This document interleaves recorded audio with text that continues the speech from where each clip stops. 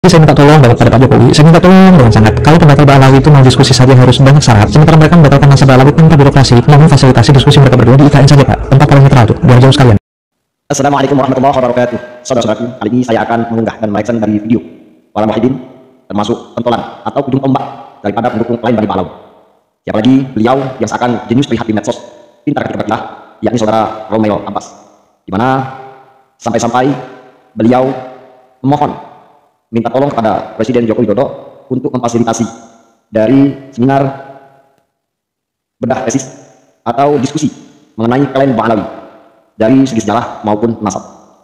Sehingga saya melewati bentuk ekspresi kebinsalan, khawatiran yang membuat beliau ciut nyali karena akan dihadapkan kepada orang-orang yang ahli dan pakar, dan yang lebih jelas memang mereka bergelut dan berkecimpung di dunia akademis. Tentu soal ilmiah tidak perlu kita ragukan secara kualitas kredibilitas mereka, di mana yang akan hadir banyaknya doktor, profesor, S1 sampai S3, bukan saja cendekiawan dalam negeri bahkan luar negeri yang antusias untuk menyambut daripada kalangan Bani Ba'alawi dan muwahhidin. Ya, termasuk Romeo Abbas. Tetapi kali ini, di mana saudara Romeo Abbas berkilah ngeles ketika beliau sudah memberikan aba-aba bahwa tidak bisa menghadiri dari undangan tersebut. Sehingga jika memang itu terjadi, apa yang dikatakan, apa yang disampaikan, yang dipaparkan oleh Romeo Abbas selama ini, maka ucapan dia tidak bisa dipertanggungjawabkan sama sekali. Poinnya di sini. Nah, saudaraku, tentu sebelum kita akan mencetak, akan mengomentari apa yang dikatakan oleh beliau pada videonya, terima kasih saya ucapkan kepada kawan-kawan yang selalu singgah ke channel saya, dan pada sahabat-sahabatku mungkin yang barusan bergabung, saya ucapkan terima kasih kepada kalian. Dan saya minta dukungan pada sahabat-sahabatku semua untuk mendukung perkembangan channel ini, karena nantinya tak kalah penting bahwasanya channel ini akan kita buat sebuah kajian yang tentu lebih manfaat dan berfaedah daripada kita membahas nasab daripada klaim Ba'alawi, di mana nanti bisa dirasakan secara umum dan individu, bermanfaat bagi kita di dunia wal akhirah insyaallah, dan itu akan menjawab segala kendala, tantangan, persoalan di dalam kita memahami atau mempelajari sebuah akidah ilmuwan. Terima kasih bagi sahabat-sahabat semua yang sudah subscribe channel _Hakim Medsos. Mari kita simak apa paparan yang disampaikan oleh Romeo Abbas dalam video kita. Orang yang setiap hari itu membatalkan nasab orang lain, nggak pernah ada ceramah dan videonya di media sosial itu kecuali membatalkan nasab orang lain. Dia pun berkeliling dari Jawa hingga Lampung untuk berceramah tentang pembatalan nasab orang lain, tanpa birokrasi dan tanpa tedeng aling-aling. Dari apa yang disampaikan oleh Gus Romel tersebut bisa kita simpulkan dua hal, di mana beliau mengatakan bahwa apa yang disampaikan oleh Kiai Imad langsung saja tidak ada ceramah isinya kecuali hanya membatalkan nasab dan nasab orang lain. Perlu saya garis bawahi kepada Gus Romel, mungkin yang Anda saksikan, yang Anda lihat karena Anda bergelut yang sering di dunia medsos, itu hanyalah cuplikan belaka, sehingga potongan-potongan itu mayoritas itu pembahasan tentang nasab yang saat ini sedang beredar. Sehingga suatu kemustahilan ketika Kiai Imaduddin menyampaikan suatu ceramah yang diminta beliau selaku sumber atau orang yang diminta memberikan suatu mau'izatul hasanah, kemudian setelah mukadimah ujuk-ujuk membatalkan nasab Ba'alawi. Kemustahilan yang amat sangat nyata dan kebodohan yang amat sangat terlihat tentunya. Jadi Anda jangan berlebihan untuk mengklaim seseorang, menilai seseorang. Kemudian soal adanya tanpa birokrasi dan tidak ada aling-aling. Birokrasi yang seperti apa yang Anda harapkan? Beliau adalah orang pemikir sendiri. Beliau itu mewakili pemikiran orang-orang mayoritas yang mempertanyakan keabsahan Ba'alawi, sehingga dengan independen beliau tanpa adanya birokrasi golongan menunjukkan bahwa pola pemikiran beliau tidaklah disetir oleh orang lain.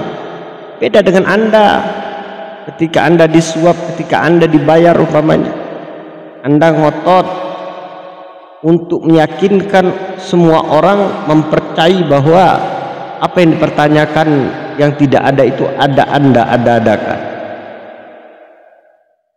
Jadi menurut saya hal yang konyol ketika Anda mengatakan mau dengan cara hal birokrasi untuk menyampaikan atau membatalkan nasab Ba'alawi ini, sedangkan beliau pun secara independen atas sebuah pemikiran beliau, bahasa sa'andilalah, dia itu mewakili mayoritas orang-orang yang mempertanyakan keabsahan daripada lain Ba'alawi yang nasabnya tersambung pada baginda Rasulullah Sallallahu Alaihi Wasallam hanya sebuah kebetulan.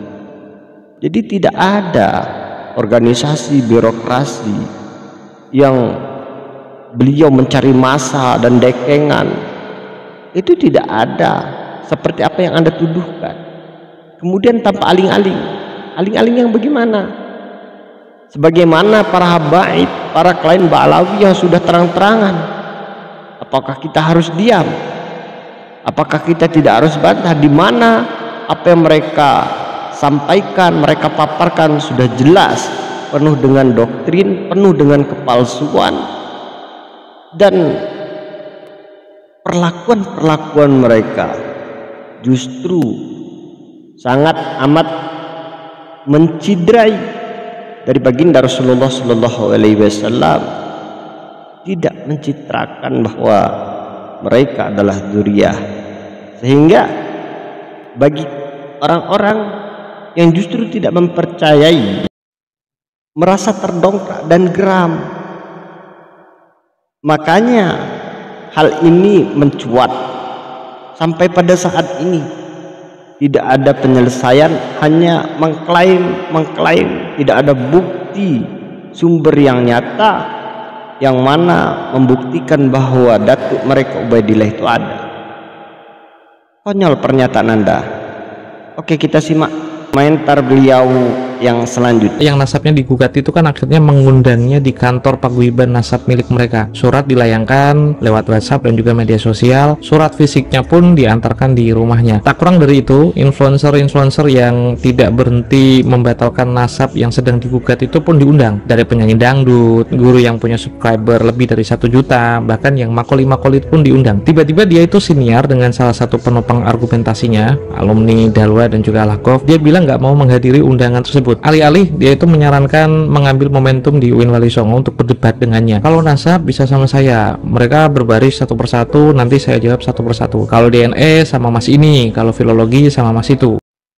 Nah, dari sini nampaknya beliau sangat semangat sekali menanggapi bahwa Robito Alawiyah ini mengirimkan undangan kepada orang-orang tertentu di kantor Robito Alawiyah. Menurut saudara Rumel, ini mungkin sudah amat sangat relevan dan logis ketika untuk perdebatan ataupun diskusi ini hanya mengundang Roma Irama seperti yang dimaksud Mama Gufron dan para ahli tertentu mungkin yang mereka undang, sehingga Gus Rumel antusias sekali untuk hadir di tempat yang disediakan, yakni Robito Halawiyah.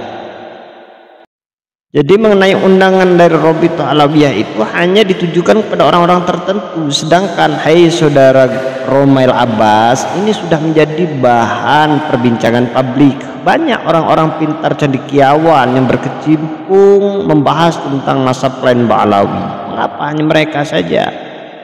Jadi menurut saya Anda di sisi lain semangat menanggapi ketika Anda ingin berhadapan dengan Mama Gufron, Roma Irama, dan hanya Kiai Imaduddin, seolah-olah kalian mempunyai kekuatan yang mempunyai basis yang sudah bisa dipastikan di sana. Ya memang itu harapan kalian. Jadi orang-orang sebetulnya yang cendekiawan, yang pintar membahas tentang nasab daripada kalian, klien Ba'alawi punya itu banyak. Para sesepuh kiai, bahkan kemarin ada klarifikasi yang disampaikan oleh saudara yang kemarin mengikuti debat dari Banten, yakni dari Aceh, saudara Teguh Kori kan, itu kemarin dia tidak menerima undangan itu.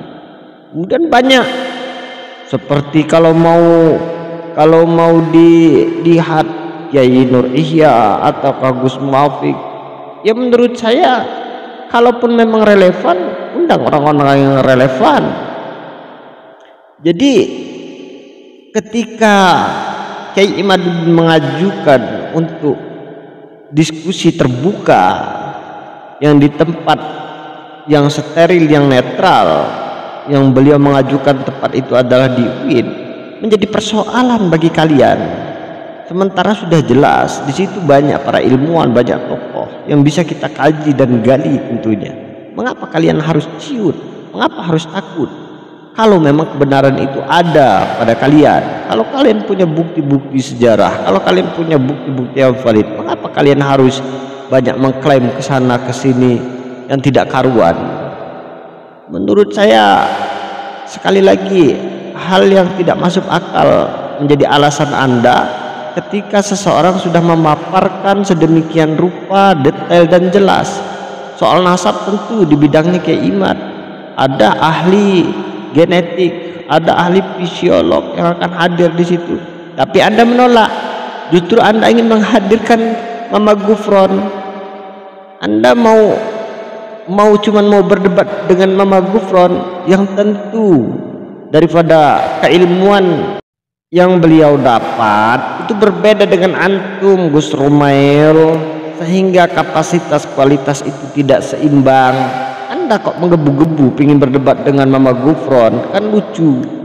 Sedangkan kita tahu di mana latar belakang dari Mama Gufron dari segi beliau pembelajaran atau ilmu yang beliau dapat, proses pembelajaran itu berbeda dengan kita, sehingga kita tidak bisa memojokkan beliau juga dan tidak bisa pula kita unggulkan. Maka dalam hal ini kita yang relevan saja melihat situasi dan kondisi, di mana kalau kita mengakui keunggulan, kompetensi kita, maka setidaknya kita juga harus melihat lawan yang sepadan dengan kita, bukan mengaku pandai pintar seakan-akan mencari lawan yang amatir, yang tidak sejurus dengan Anda. Ini hal yang merupakan konyol menurut saya dan amat sangat tidak masuk akal. Oke, kita lanjut untuk komentar beliau selanjutnya. Katanya, lah penggugat nasab tadi itu kan ya nggak punya Google Scholar, tapi kok dia leluasa ngomong sejarah dan why DNA loss tanpa hambatan. Plus dia juga menghina-hina nasab orang, tapi sekalinya diundang oleh yang dihina malah mengangkangi birokrasi kampus negeri tanpa birokrasi dan tanpa kredensi. Perlu Anda ketahui, pembatal nasab tadi itu tidak pernah bicara di tempat netral. Pengundangnya pun tendensius, nggak pernah di kampus, nggak ada juri dari MUI atau Kemenak, dan tidak ada pula menghadirkan pakar genealogi biologis pembanding sebagai bentuk falsifikasi. Kemudian yang digugat itu mengundangnya baik-baik ke kantornya, namun dianggap nggak etis. Di sisi lain, tantangan penggugat yang mendompleng kampus negeri yang mengadakan seminar dengan tema non-nasab nggak pernah saya dengar dianggap sebagai non-etis. Saya nggak tahu siapa yang lebih primitif dari ini. Saat dia mengatakan mending diskusi di UIN Wali Songo dah, undang Romel atau siapa gitu berbaris-baris, kemudian satu persatu nanya ke saya kan jadi mikir ya, ini kampus UIN Wali Songo itu milik bapaknya dia. Nah, dari sini nampak sudah jelas statement daripada saudara Romail ini sudah ngelantur kemana-mana ya. Di sini sudah mulai ngeles, bahkan dia mengatakan bahwa secara tidak langsung menyatakan UIN Wali Songo itu adalah tempat yang tidak logis dalam pembahasan nasab lain Balawi, di mana juga di situ tidak ada pembanding dan sebagainya kilahan beliau. Ini maksud dengan pembanding itu bagaimana? Kita meminta banding itu dari yang sumbernya berasal dari kalian, klien Balawi dan para muhibinnya. Itulah akan pembanding daripada orang-orang ilmiah, orang yang mengetahui tentang sejarah dan pakar ilmu lainnya. Jadi yang dimaksud dengan pembanding itu yang bagaimana menurut saudara Romel ini kita nggak paham gitu kan. Kemudian lagi ketika beliau mengatakan Kiai Imad ini mengangkangi UIN Wali Songo, seakan-akan di sini ada suatu kata di mana merendahkan daripada UIN Wali Songo karena bisa dilangkahi, dikangkangi oleh seorang Kiai Imad. Padahal saudara Romel itu sudah sah, itu diselenggarakan oleh UIN Wali Songo bukan oleh Kyai Imad. Dan UIN Wali Songo itu sudah bersedia untuk memfasilitasi. Laku Anda berkomentar apakah itu punya bapak Anda dan sebagainya. Tidak usah dibahas soal itu. Kalau Anda punya kompetensi sesuai dengan data-data Anda yang sudah Anda dapat, bawa ke meja, bawa ke akademis, kita kaji. Kan seperti itu seharusnya bagi Anda. Tidak usah mengklaim ke sana ke sini, mengatakan kampus punya bapak Anda. Itu resmi dari UIN Wali Songo itu sendiri menyatakan bahwa mengundang dari kedua belah pihak. Maka buat apa lagi alasan? Apakah Anda takut untuk dicecar? Apakah Anda takut bahwa data-data Anda yang Anda dapat itu adalah masih diragukan? Saudara, semakin lama semakin lucu dan ngawur perkataan Anda. Oke, kita lanjut untuk apalagi yang beliau bahas. Kita simak.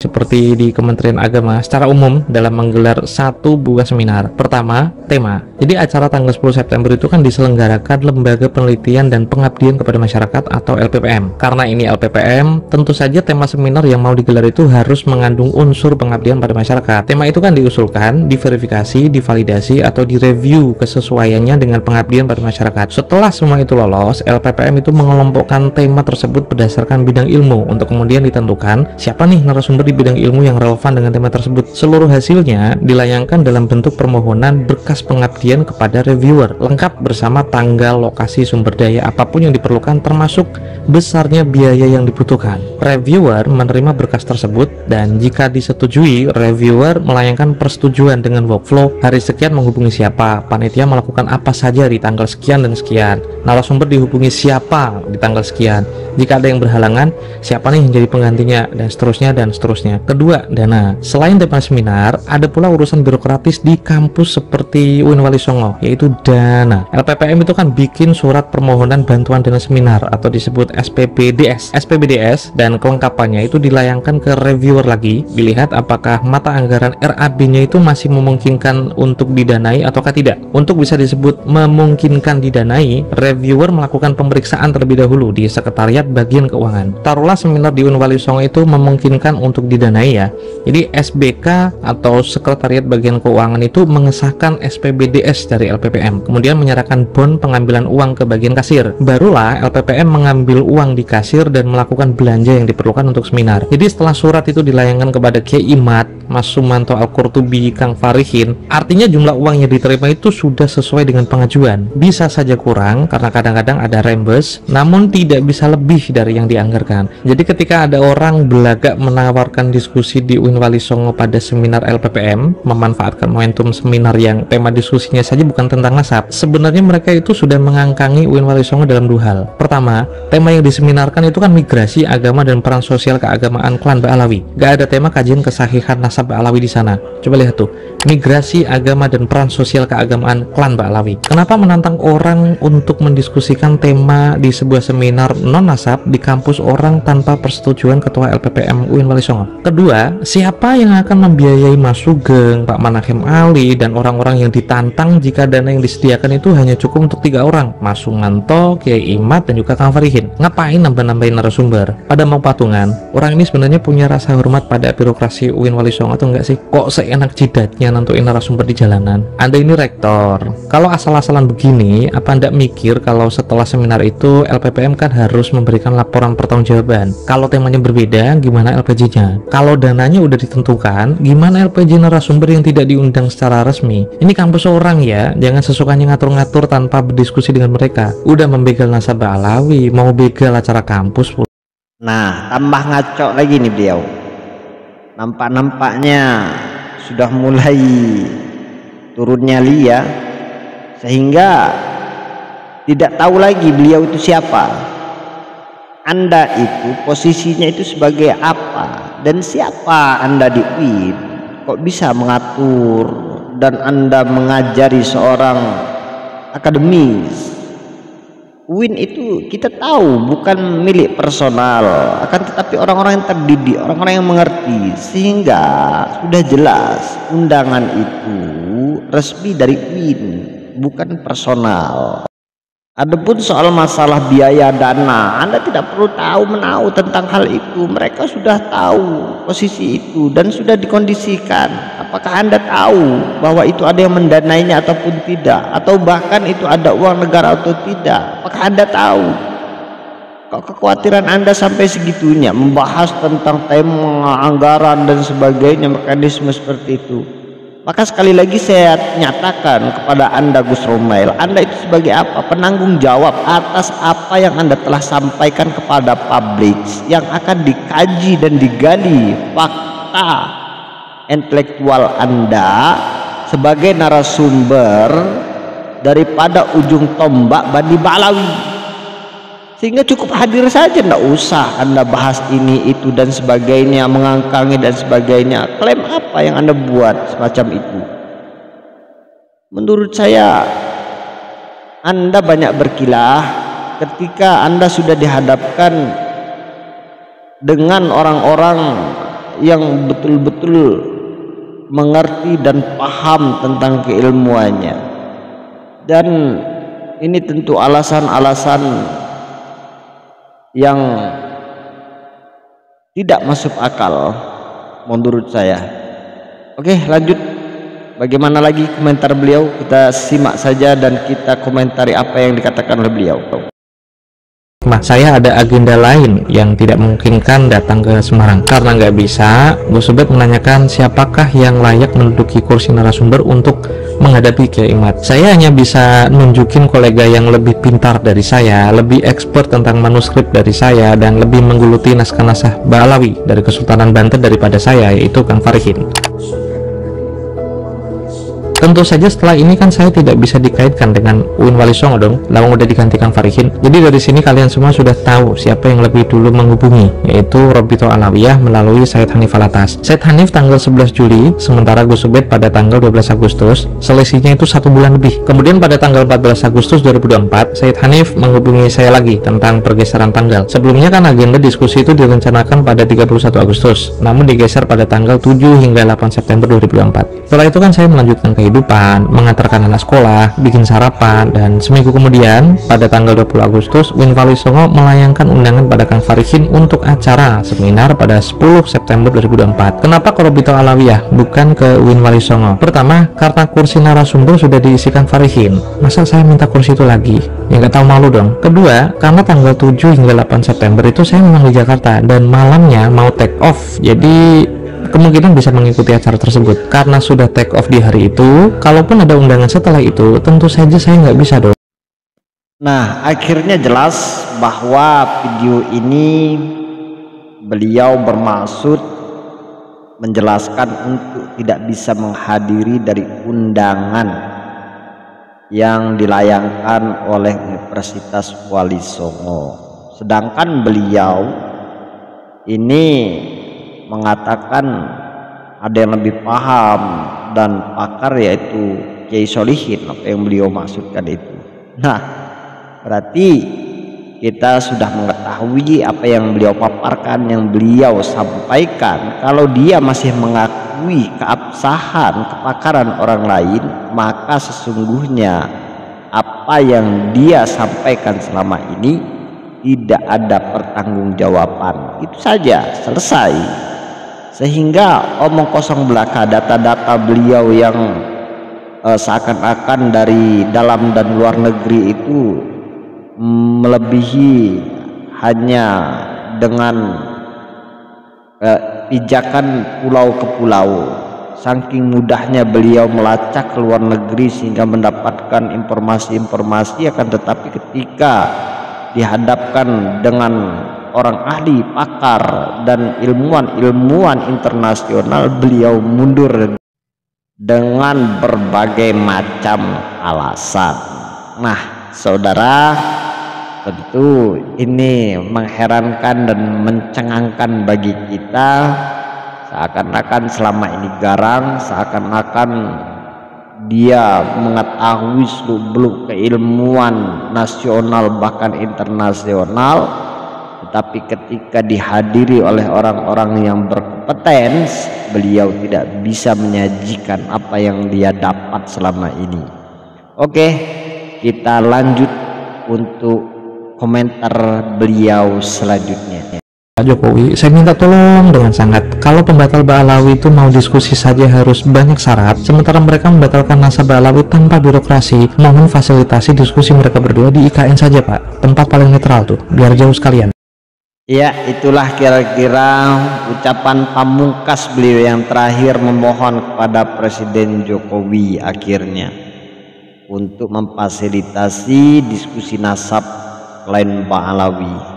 Nah, perlu Anda ketahui saudara Romail, jikalau permohonan Anda itu memang betul-betul dikabulkan, maka saya pastikan 90% Ba'alawi rungkat tuntas. Mengapa? Saya yakin negara ini tidak akan bodoh menyerahkan negara ini kepada orang-orang yang belum jelas, yang tidak pasti, yang samar, bahkan diragukan dari kualitas, dari pengakuan yang mereka sampaikan, yang mereka gaungkan selama ini.